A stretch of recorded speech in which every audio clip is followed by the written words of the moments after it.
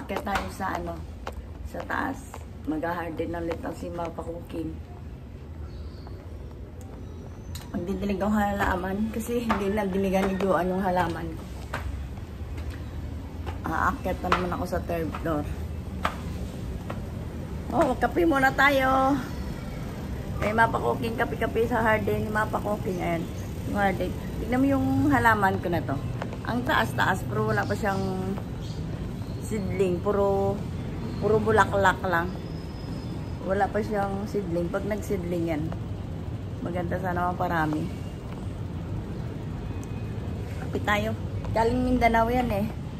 Yung nakuha ko na yan. Pero, nag-iisa lang. O, magdidilig si Mapa Cooking ng halaman. O, magdidilig tayo ng halaman ni Mapa Cooking. Hindi nagdilig ni Joan.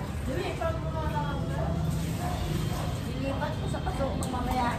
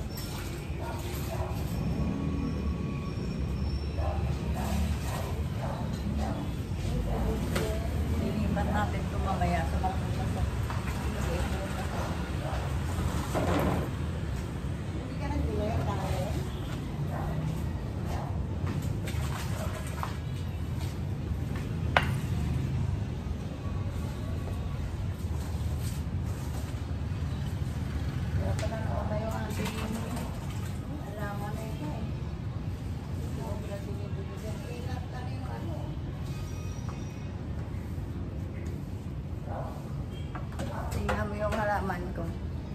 Nagdilig na lang ako, hindi nagdilig si Jude. Ang ganda-ganda ng aking nadilaw na. Kasi hindi na gano'n nadiligan. Hindi naman sa sobrang hindi nadiligan. Nadidiligan na. Gano'n madali talaga siya.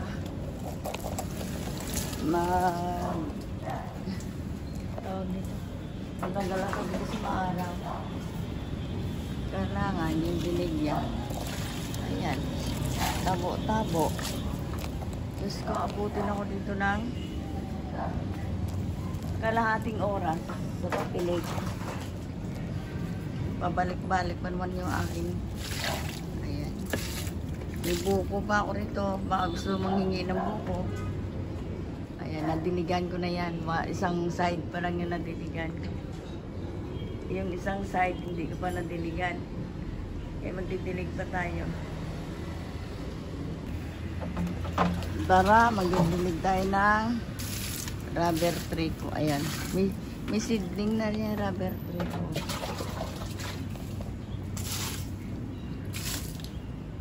Maraming bulaklak yung aking espada. Ay! Espada ang tawag dito, pro. Ang tawag dito nila snake plant. Tingnan mo yung seedling na snake plant ko. Napakarami. Ilan bulaklak? Isa, dalawa, tatlo, apat, lima, anim. Tingnan mo. Tapos kalat-kalat po yung bulaklak niya. Ayan, yung halaman ni Mapa ko. Yung iba na hindi mataba. Tutuwang-tuwa ako dito sa aking Chinese niya. Ayan yung Chinese niya ko. Ayan. May seedling na yan na isa yung tinanim ko. Okay na. O, kape muna tayo. Tapos na tayo magdilig ng halaman. Kakape naman si Mapa Cooking yan. At siyang magpabilad tayo ng araw. Ang ganda ng sikat ng araw. Hindi siya makulimlim. Sakto lang. Napakaitindi ng sikat ng araw. Kape tayo.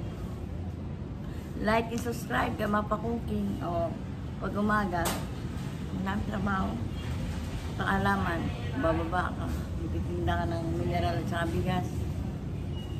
Tapos maghapon na yun, magluluto ka sa tanghalian. Kaya binablog yung niluluto ko araw-araw. Pero minsan mas madalas, hindi na minsan ako nagbablog kasi paghiwa pa lang matagal na.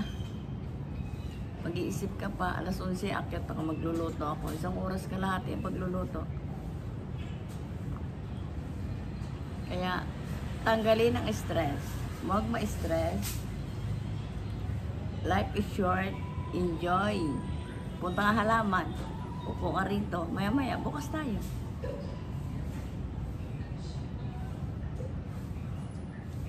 Kasi ma-stress ka lang pag nakita mo yung kalat. Daming kalat. Isa nakamukmuk na lang, uupo ka na lang dito. Isa mainis ka. Hindi ka na lang, di ba, Inday? Yung mga tao ko, bababaan sa baba. Naghuhugas ng galon. Ako magkakape pa, mamaya pa ako bababa. Magpapaaraw muna ako.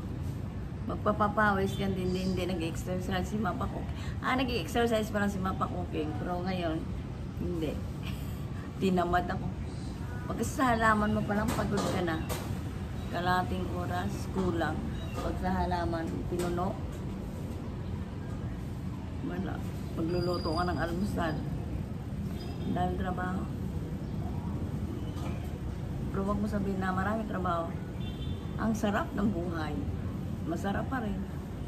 Kape na lang tayo. Parang simula sa Mapa Cooking sa wala.